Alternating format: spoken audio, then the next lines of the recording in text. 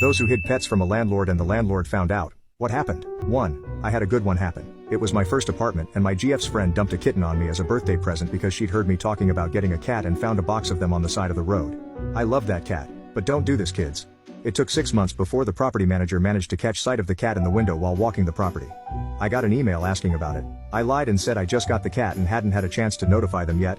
They said, "Cool, the pet deposit is $200. So I cut them a check and dropped it off at the office, expecting that to be that. 2 weeks later, I get a knock at the door. It's the property manager with a pet gift basket, telling me that my cat was the reason they caught an employee embezzling tens of thousands of dollars.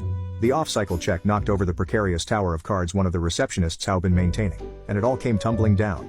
Kitty got lots of treats that night, lol.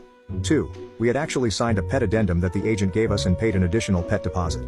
Turns out the landlord had no knowledge of this, didn't give the go-ahead for an addendum to be created and didn't allow pets at all. Fortunately we had copies, and copies of the emails the agent sent us with the document attached. They asked us for proof of all vaccinations and parasitics from the vet, per the fake addendum, or threatened to take the whole pet deposit.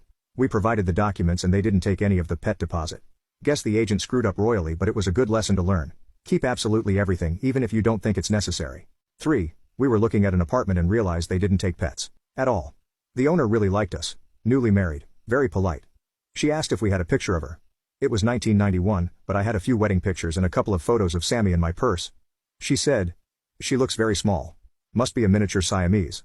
I was like, "No. Just cat-sized." She said, "I'm certain she's a miniature.